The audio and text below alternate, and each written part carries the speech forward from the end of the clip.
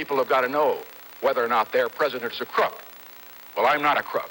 I've earned everything I've got. Welcome to Watch Mojo, and today we're counting down our picks for the top 10 famous rumors that turned out to be true.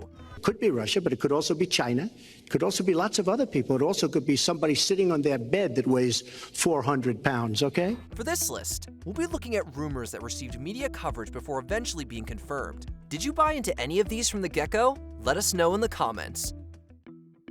Number 10. Lance Armstrong was doping. People are not stupid. They say, has Lance Armstrong ever tested positive? No.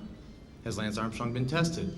A lot. Even though his legacy is tarnished, there is still no bigger name in cycling than Lance Armstrong.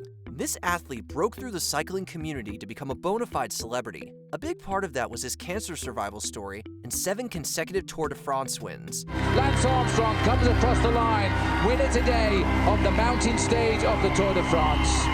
But many believed that he was a little too good and accused him of doping. In fact, allegations began almost immediately, with writer Christoph Bazins writing about widespread cheating within professional cycling. Armstrong denied the rumors for years, until the United States Anti-Doping Agency revealed that Armstrong was heading a massive doping conspiracy. Yes or no? Did you ever take banned substances to enhance your cycling performance? Yes. Bazins was proven right, and Armstrong was stripped of all his accomplishments. Number 9. Jeffrey Epstein was a predator. He was known as this sort of Gatsby-like figure of mystery in New York. While he's now a household name, Jeffrey Epstein didn't make mainstream news until the mid-2000s. For a long time, Epstein was a nondescript owner of a brokerage firm, but around 2005, rumors started spreading that Epstein was a sexual predator. They began in March of that year when a Florida woman accused Epstein of targeting her stepdaughter. This accusation drew the attention of the FBI, who discovered that Epstein was running an extensive sex ring. They were politicians, they were businessmen, they were powerful people. It made me think that if I had run and caused a ruckus, the police wouldn't have believed me, they wouldn't have done anything about it. However, Epstein only spent 1 year in custody after agreeing to a plea deal negotiated by the infamous Alan Dershowitz with state attorney Alexander Acosta. Epstein was famously arrested again in 2019, but died in prison before he could be convicted. Once again, he had, managed to escape any kind of accountability. Number 8. Russia interfered in the 2016 election. The 2016 presidential election was a historic one, with billionaire real estate mogul Donald Trump writing a populist, nationalistic sentiments to a shocking victory. While the campaign is over, our work on this movement is now really just beginning. Rumors soon emerged that Russia had interfered in the election. It sounds made up, but turns out it was true, and U.S. intelligence agencies, including the CIA, FBI, and NSA, had the proof. Candidate Donald Trump routinely downplayed suggestions that Russia was interfering. It could be Russia, but it could also be China. It could also be lots of other people. It also could be somebody sitting on their bed that weighs 400 pounds, okay? Russian agencies hacked into Democratic email accounts and computer networks and created thousands of fake social media accounts to sow discord in the United States, criticize Democratic candidate Hillary Clinton, and support Trump. According to the report, Putin, quote, aspired to help President-elect Trump's election chances, when possible, by discrediting Secretary Clinton and publicly contrasting her unfavorably to him. A Republican-led Senate Intelligence Committee concurred with these conclusions. Number 7. The government is spying on us. You can't come forward against the world's most powerful intelligence agencies and be completely free from risk, because they're such powerful adversaries that no one can meaningfully oppose them. There are a ton of kooky conspiracy theories out there. For a while, the government is spying on us through an intricate global surveillance program sounded like one of them. Well, in 2013, whistleblower and former NSA contractor Edward Snowden revealed mass surveillance programs undertaken by the Five Eyes Intelligence Alliance, consisting of Australia, Canada, New Zealand, the United Kingdom, and the United States. This is the truth. This is what's happening. You should decide whether we need to be doing this. Leaked documents revealed that data was being harvested through covert wiretaps, commercial partners, servers, and even undersea cables. The information obtained ranged from metadata to actual text messages, emails, images, and video chats. Yeah, browsing history is the least of your worries. US officials cast Snowden as a traitor, while public opinion was divided, with some seeing him as a hero. The greatest fear that I have regarding the outcome for America of these disclosures is that nothing will change. Number 6, the Catholic Church scandal. Only the globe can stop time. For years, there have been rumors of rampant sexual misconduct within the Catholic Church. It's the type of rumor that no one wants to believe. After all, the Church is supposed to represent the divine will, an institution of benevolence and safety. Rumors of this sort began in earnest throughout the 1980s, although the alleged abuses go back even further. The rumors picked up steam throughout the 90s before the Boston Globe blew the story open in 2002. He made a reference to a Sunday column about 84 lawsuits against one priest, John Gagan. This guy's personnel records were under court seal. And Marty asked a pretty simple question. Why are these sealed and have we tried to unseal them? Their investigation proved that there were systemic issues within the Catholic Church, and the work led to numerous criminal prosecutions. The team would go on to win the Pulitzer Prize for their journalism. We find people who are victimized by society and by institutions that are supposed to protect them.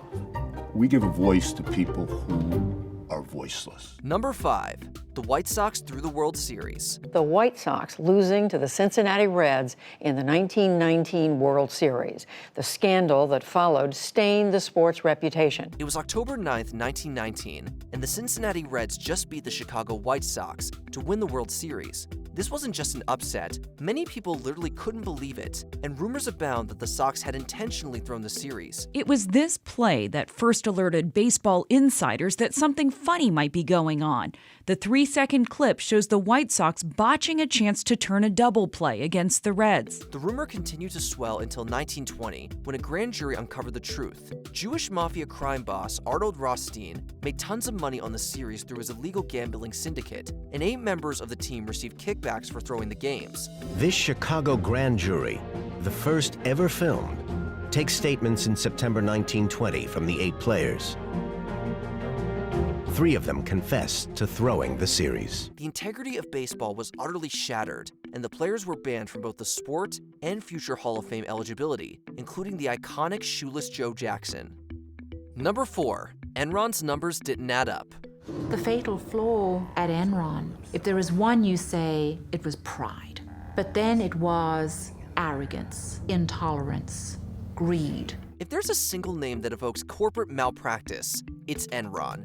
This Texas energy company was huge in the late 90s and early 2000s, with massive stock price gains that made people tons of money. It had taken Enron 16 years to go from about 10 billion of assets to 65 billion of assets. This rate of growth was substantially higher than that of the S&P 500, but it wasn't all champagne and yachts. Some believed that the company was valued way too high, and even professional economists couldn't make sense of their balance sheets and financial statements. Nothing added up, and rumors of malfeasance began to circulate. Everything collapsed in 2001 when it was revealed that Enron was cooking their books and hiding debts and losses for financial gain. With that fraud exposed, Enron filed for bankruptcy. I think if you're investing in something and it looks too good or sounds too good to be true, it probably is. Number 3, Harvey Weinstein's predatory practices. Harvey Weinstein had an incredibly complex machine designed to maintain silence around this. For decades, producer Harvey Weinstein was a Hollywood titan. But in 2017, bombshell articles in the New York Times and the New Yorker reported dozens of accusations of sexual abuse and assault. And so we spent many, many weeks and many months trying to get women who had had encounters with Weinstein to tell us their stories. More and more women courageously came forward, sparking the #MeToo movement. In March 2020, Weinstein was sentenced to 23 years behind bars, but rumors had actually circulated for years. Gwyneth Paltrow alluded to Weinstein as being coercive back in 1998. I do all my movies for Harvey Weinstein. That's Miramax for all of you. Yeah. And I'm lucky to do them there, but he will coerce you to do it. Other celebrities like Courtney Love and Seth MacFarlane dropped public references, and 30 Rock included not-so-subtle jabs about it. I'm not afraid of anyone in show business. I turned down intercourse with Harvey Weinstein on no less than 3 occasions. Out of 5. It was less rumor and more open Hollywood secret. Justice eventually prevailed, and Weinstein's crimes were finally acknowledged and punished. Number 2, the second Gulf of Tonkin incident never occurred. You're pretty sure there was a torpedo attack then? Oh, no doubt about that, I think. On August 2, 1964, North Vietnamese forces attacked the USS Maddox, which was on patrol in North Vietnamese waters. Act of aggression against us. We were in international waters. I sent officials from the Defense Department out, and we recovered pieces of North Vietnamese shells that were clearly identified as North Vietnamese shells from the deck of the Maddox. 2 days later, a second attack allegedly occurred against the USS Maddox and the USS Turner Joy. President Lyndon B. Johnson used this incident to justify open warfare in Vietnam. He put forward a resolution, the language of which gave complete authority to the president to take the nation to war. The Tonkin Gulf Resolution. However, many questioned whether the second attack had ever happened. This was finally confirmed decades later, when it was revealed that the second attack was based on wrongly interpreted communication intercepts. Even though the evidence was dubious at best, Johnson ran with it and never looked back. Before we continue, be sure to subscribe to our channel and ring the bell to get notified about our latest videos. You have the option to be notified for occasional videos or all of them. If you're on your phone, make sure you go into your settings and switch on notifications. Number 1. Nixon's role in Watergate. People have got to know whether or not their president is a crook. Well, I'm not a crook. I've earned everything I've got. Not a crook, eh? On the night of June 17, 1972, 5 men broke into the Democratic National Committee headquarters, having already wiretapped phones in a previous break-in. Naturally, suspicion fell on Republican President Richard Nixon's administration, despite strong denials. Nixon is now horrified that one of his closest aides has been publicly connected to the burglary.